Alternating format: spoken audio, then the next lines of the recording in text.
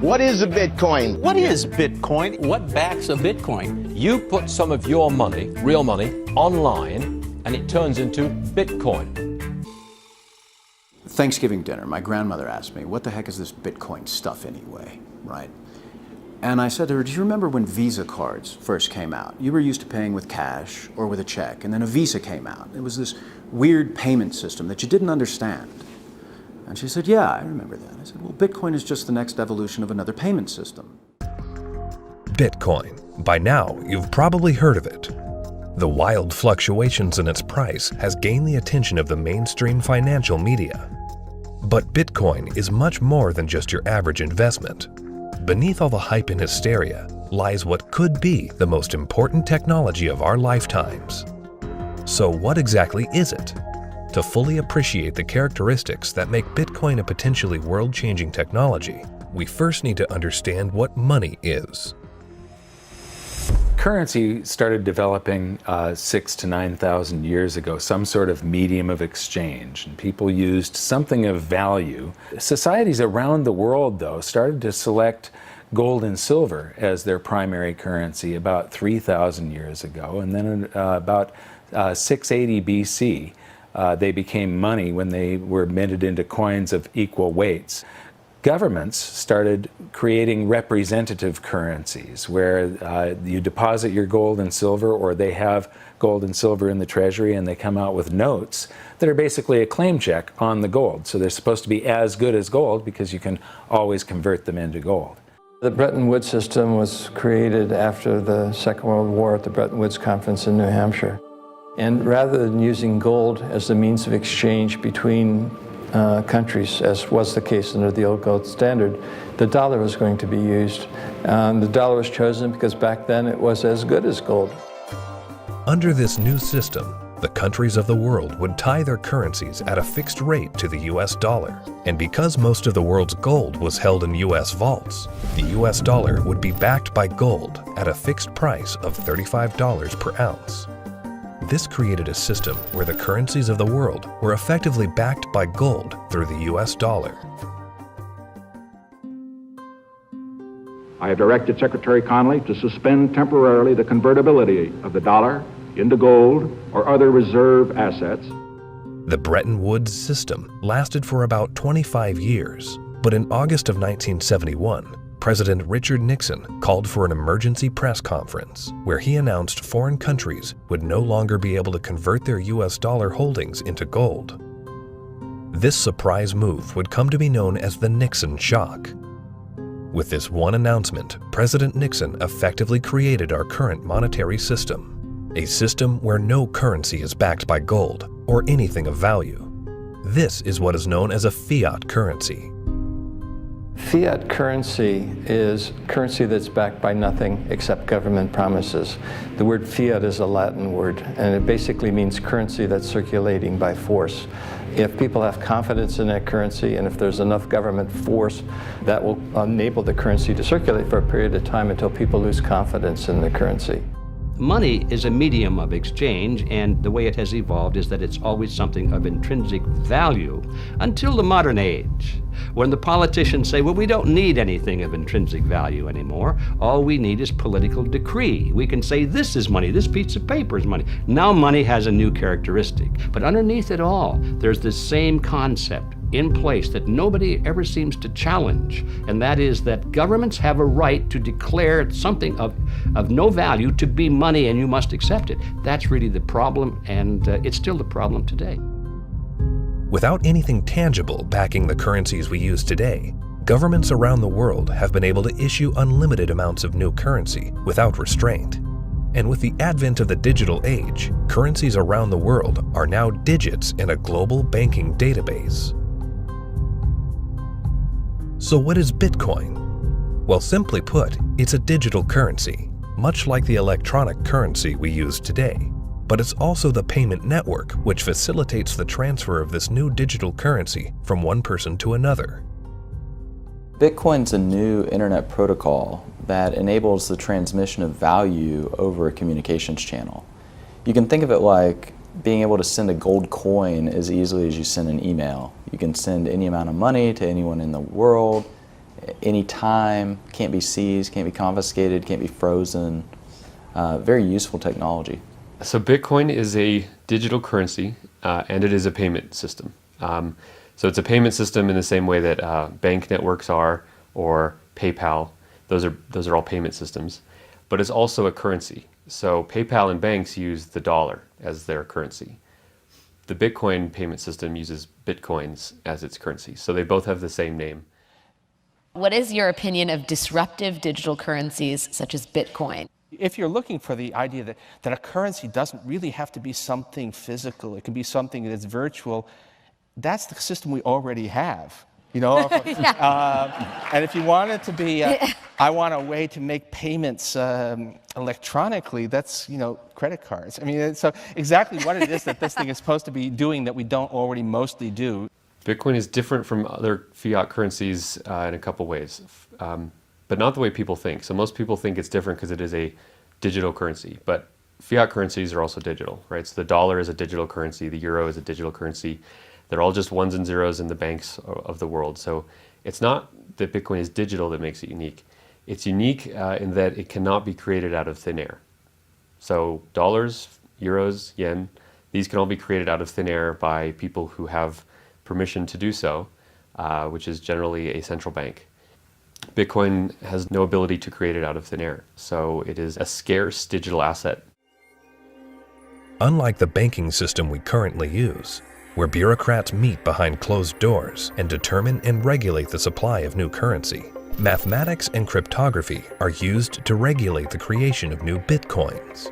The Bitcoin network is decentralized, meaning that instead of transactions and account balances being stored on a central computer or database, Bitcoin's ledger of accounts, more commonly known as the blockchain, is distributed across tens of thousands of computers around the world. There's something called Napster. We all remember Napster. We could download music and movies from Napster, but after a while it got so big and popular, the government came in, shut it down because of copyright infringements. No more Napster, right? So then somebody created something called the BitTorrent network. What's this? This is a software people run on their computers that allows people to file share. So if you run the software, you can go to things like Pirate Bay or Views or BT Junkie, and you can download any music or any movies you want, and they can't stop it because it's not a centralized location. Well, Bitcoin is the currency that runs on the BitTorrent network. Why was gold and silver considered money for the last 4,000 years is because it took work and effort to make that nice, beautiful coin. They had to dig it out of the ground and refine it, and the crucibles and the furnaces, and stamp it into a nice, beautiful coin. And that took work. So you didn't have to trust anybody that they were going to work for you. The work was already done. Well, Bitcoin, proof of work, is the same thing, right? You have to hash away and solve all these math problems. You have to have the chips and the electricity and yada, yada, yada to create a Bitcoin. It would cost today about $800 to make a Bitcoin. I believe that Bitcoin has multiple levels of intrinsic value. The properties like being unconfiscatable, properties like this censorship-resistant value transfer that no one can stop you from sending. More importantly, what gives it intrinsic value is the productive capacity and the brain power of some of the brightest developers in the world that have chosen to work on this open source protocol. And this productive capacity of some of the brightest minds that are building it is what truly gives it value. All Bitcoin transactions are cryptographically verified by thousands of computers on the Bitcoin network. These very powerful computers, known as miners, expend a massive amount of energy and processing power to verify the integrity of each and every transaction. So the miners basically validate transactions. All these transactions are flying around, and they have not yet been formally vetted by the network. If the miner believes the transactions are valid, it will put them in the block, and the block then becomes part of the blockchain. And over time, that becomes the record of truth.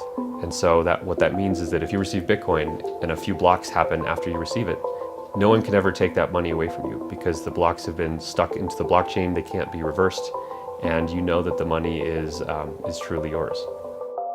The decentralized nature of the Bitcoin network eliminates a single point of failure. and makes it impossible to be hacked or to be shut down. Bitcoin transactions are transmitted peer-to-peer without the need for a third party, meaning that the user is in complete control of their money. It's impossible to be shut down. That's the beautiful thing about it. There is no Bitcoin place. You can't shoot Bitcoins. It has no center of gravity, it has no headquarters, you can't shut it down. The only way you could is to shut off the internet. Your average person has absolutely no idea how their email works, but it works, and that's all that really matters. And Bitcoin's very similar to that. But as far as what I would do to tell people or describe to people who don't know about Bitcoin what it is, I would say it's a form of money that you can just use on your phone or your computer in today's digital age where everyone's on the internet, that is much faster to send than most of the banks. And it has, for at least since its inception in 2009, risen in value. For new users, the inner workings of Bitcoin can be quite complex and daunting. But what's important is how this revolutionary technology changes how money is transferred globally.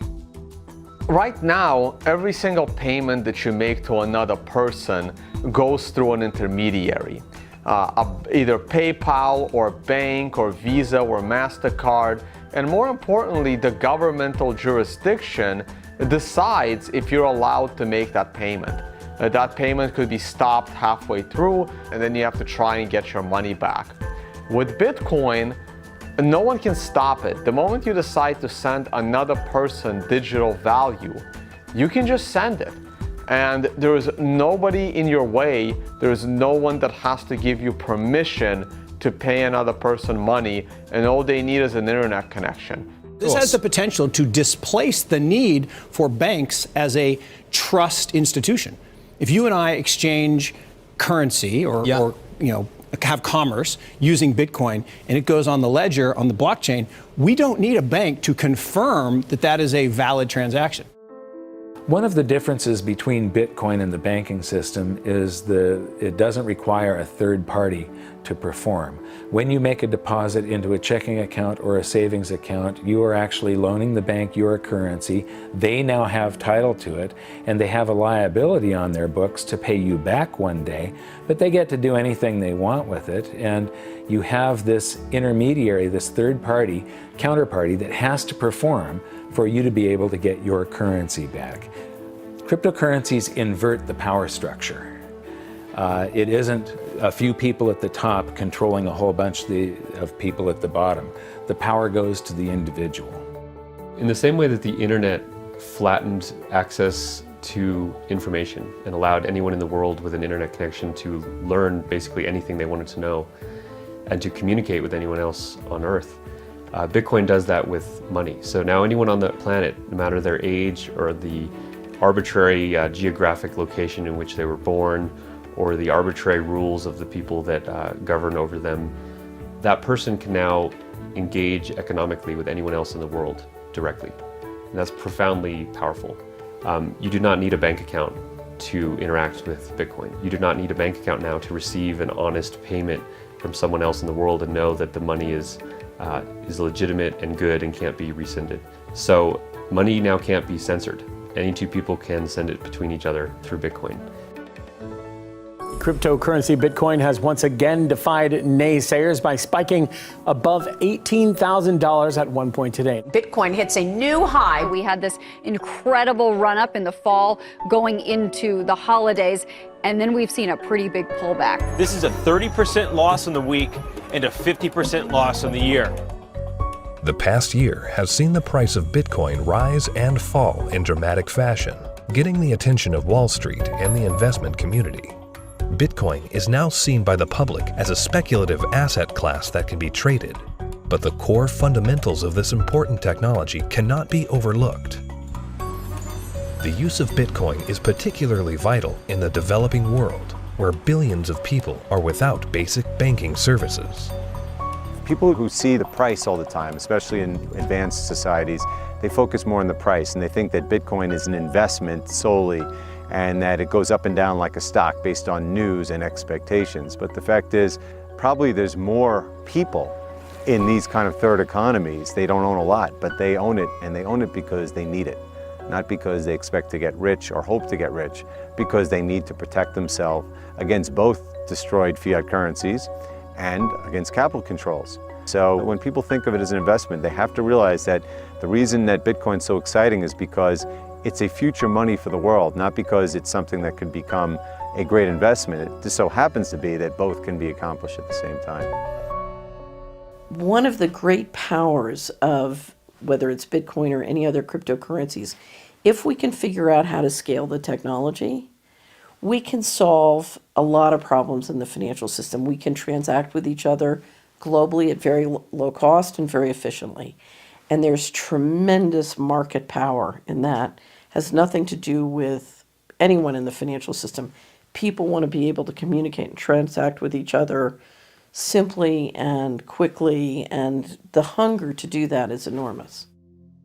Today, Bitcoin is seen as a financial asset, but as the technology develops, the blockchain that powers Bitcoin may be used to verify transactions other than the transfer of money.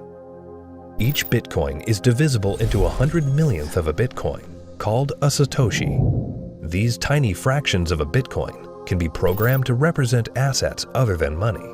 In this way, the Bitcoin blockchain can be used to verify transactions of all kinds of items without the need for a central authority. The Bitcoin blockchain is a tremendous technological innovation that enables distributed consensus. People are able to come to agreement on what the state of this ledger should be and what it is. And that enables people to have trust without trusting any other party or person or institution. So anywhere we need to have trust, where we need to be able to verify what is the true and correct state of something, that has an application to be put on the Bitcoin blockchain. For 6,000 years of recorded history, we've always had this problem when we want to engage in consensual exchange. That is, if we're strangers, can I trust you? And what's happening with Bitcoin and the blockchain, the technology that powers Bitcoin, is it's now possible for us to have trustworthy exchange without those third parties. The trust is built in through the cryptography. That guarantees the exchange of value. Well, that means that there's this technology that is as disruptive as the internet was to publishing. But this is disruptive to these 100 different institutions that really are the glue that pull society together. You know, everything from as mundane as notary publics to the land titling, to coining money, to voting. All kinds of these things are going to be recreated in the blockchain in a way that we will finally be able to fully trust. But what that means is what we've seen technology do to lots of private industries is now going to start doing to government function. The thing for me is understanding the implications of what this is. You can take 100 million bits of a Bitcoin, each bit is called a Satoshi, right? And you can program that to be anything of value. It can represent titles to automobiles or real estate or diamonds or gold or votes in elections. Anything of value can now be digitized and tokenized, put up on the blockchain, and transacted, can be sent across the internet without having to go through a trusted third party. I think the blockchain and Bitcoin is going to change the world. I think it's going to change everything in terms of protecting people's identities, allowing people to own property. Bitcoin's for the 2 billion people that don't have bank accounts, the 5 billion people that can't prove they exist. They don't have title to real estate and stuff. That's what Bitcoin's going to change the most for those people, is because, you know, they're going to jump from the third world to the first world. It's really going to revolutionize Latin America, Africa, Southeast Asia, where people can finally now own real estate. We can have a transparent election that can't be hacked. Imagine. That's going to change the world in and of itself. Tempers are beginning to flare. These people have already been in queue for more than 3 hours now. Carrying currency notes, the government suddenly banned on Tuesday night. Because anyone can start using Bitcoin by simply installing an app on their phone, Bitcoin can be used by the developing world to protect their wealth from unstable currencies and government control. We're seeing it behave as a crisis currency in Venezuela, in Nigeria, in Zimbabwe. When these countries can't get a grasp on their own monetary policy, people flood to Bitcoin. The fate of the unbanked and underbanked population no longer lies in the hands of corrupt governments, centrally planned economies and central banks. There's a new option, a plan B. Personally, I live in the United States, and a lot of people in the US get bank accounts very easily, have credit cards, debit cards, and all of that, and they don't find that there are too many frictions and pain points. But in a country like India, there are 233 million individuals who are unbanked, who don't have access to a traditional financial infrastructure, and so they're operating cash payment to cash payment. But Bitcoin has become a game changer. So individuals, in essence, can hold on to it, they can spend it, they can transfer it internationally. There are so many use cases. Currently, Bitcoin transactions can sometimes carry a significant fee, making it unsuitable for use for small transactions. But Bitcoin is programmable money, meaning that new layers and technologies can be integrated into it. In the near future, one such development, called the Lightning Network, will help reduce the cost of Bitcoin transactions. At the moment, Bitcoin is actually suffering from being too popular. One of the challenges that Bitcoin has is every transaction needs computational power to process. So at the moment, Bitcoin can settle about 4 to 7 transactions a second. And in the future, each of those 4 to 7 transactions a second can contain 1 million transactions within it. And that's what the second layer and Lightning is trying to do. It will just make it so much more efficient and so much cheaper for the average person. The integration of the Lightning Network into the Bitcoin protocol will scale Bitcoin into a fast, cheap, and efficient payment system. Once implemented, this will have enormous implications for the developing world. One of the stumbling blocks to doing international business is the payment system. And to be honest, if you're taking credit cards from some countries, those countries are so associated with fraud that your rates on all credit cards you take just become astronomical, and it becomes prohibitive. Something like 33% of the credit card transactions coming out of Africa are fraudulent. So nobody wants to take business from Africa. It's just too risky. With Bitcoin, you know the funds are good. So as a merchant, yeah, pay with Bitcoin. I'll sell anything you want, that's legal to Africa. That has tremendous implications, to be able to get access to these types of products and services so seamlessly.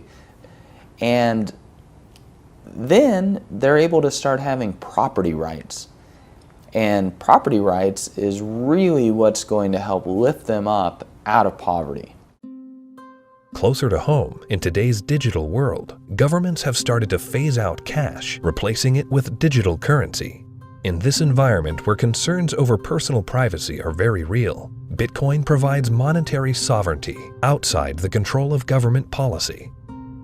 When you have a situation where the government is trying to control, they don't want people to have the means of hiding anything from them. Not just from a tax standpoint, they want to know what everyone's doing in Big Brother fashion. So, the way that I look at Bitcoin is it's the ultimate monetary weapon that the people have never had in history. Every government in the world wants to go cashless. One of the reasons is that in a cashless society, you are not able to exit the banking system.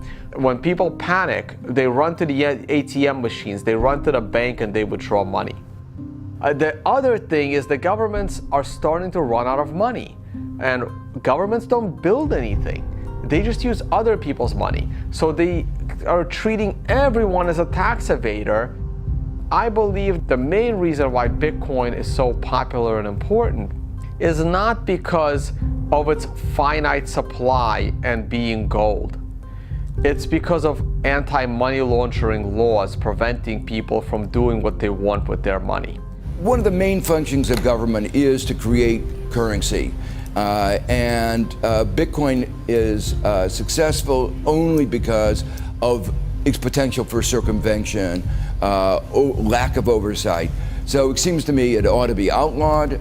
It doesn't serve any socially useful function. As to whether or not Bitcoin is illegal or should be seen to be illegal, cash has been used for a whole heck of a lot more illegal things than Bitcoin has through the years, and still is today. Cash is untraceable, it's easily transportable, Nobody knows where that dollar has been and how it's been moved from hand to hand to hand. So it's just a matter of making that connection that a cryptocurrency is really not a new thing. It's just a different version in a digital form of something that's existed in our society and legal structures for millennia. Bitcoin is shifting the paradigm and challenging the legacy financial system. Recently, Jamie Dimon, chairman and CEO of JP Morgan Chase, America's largest bank, was quoted calling Bitcoin a fraud. Why is Bitcoin a fraud? Here's the reason. Governments, the first thing they do is form a currency. They like to control the currency. They control it through a central bank. They also like to know who has it, where it is, where it's going. Wait until someone gets hurt. Wait until it's used for illicit purposes, which it is somewhat used for illicit purposes. They close it down. You got people like Jamie Dimon, a serious guy, calling it a fraud. Calling a fraud? You mean like those hundreds of billions of dollars of securities that Jamie Dimon sold the public a decade ago called mortgage-backed securities? He's calling Bitcoin a fraud? Is that going to go to zero like his securities that he sold the public? You know, first with respect to asking a banker about whether they like Bitcoin or not, that's kind of like asking a king, do you like democracy? It's just so thoroughly frustrating and insulting when people who know very little about what we do watch an up-and-coming technology and have the audacity to call us all criminals. You know, we're not the criminals here. The whole damn reason this ecosystem exists is because they're the criminals. And you know, it doesn't really matter at this point what he thinks. The genie's out of the bottle. Somebody in this room or somebody at this conference or somebody around the world is going to solve the problem of decentralized lending and value-stable currencies and decentralized exchange. And within 5 to 10 years, banks will become less and less relevant, just like landline telephones are becoming less and less relevant. And we're going to wake up one day and we're going to be in charge of our own money. And Jamie Dimon, in retirement, can watch the world as it is, not the world as he would like it to be. The Bitcoin blockchain is built on decentralized consensus outside the control of a central party. However, with the hype in the rise of cryptocurrencies such as Bitcoin, both central banks and commercial banks have started to develop their own digital currencies under the guise of what they call blockchain technology. My big fear is that what is going to happen is blockchain technology will be adopted by governments, and fiat national currencies will be run on blockchain technologies, and the entire the whole monetary system globally will eventually become cashless. And at that point, if it's centralized and there's an entity that runs the blockchain, they can lock you out of it if they don't like what you're doing, and they can trace everything that you do. Every transaction, everywhere you go, will be recorded. And so, you know, if we're not careful, this has the ability to enslave us or free us. I think blockchain or any kind of open ledger distributive database will have a tremendous impact on our world. My fear is that, and this is used to centralize, digital technology gives a banker the ability to put a chip in you, to tax you whenever they want, to interface with a money system with you physically, and to perfect the collateral. So I love the innovation, and the question for all of us is, how can we innovate and make the financial system more efficient and do it in a way at the same time where we distribute the power lines in the political system? The blockchain is a technology, which is a good technology. We actually use it. It will be used for a lot of different things. God bless the blockchain. Cryptocurrencies and digital currencies, you know, I think are also fine. You know, JP Morgan moves $6 trillion around the world every day. We don't do it in cash. It's done digitally. If it can be done digitally with the blockchain, so be it. But it'll still be a dollar cryptocurrency. A majority of the people are using the word blockchain, and they don't really care whether it has this decentralized mining. The government is going to just have a digital representation of the dollar. They can call it a blockchain, but there's not going to be mining. There's not going to be decentralization. It's going to be a centralized coin. Whether they call it a blockchain or not is irrelevant. The whole purpose of a blockchain is to remove control from a central party.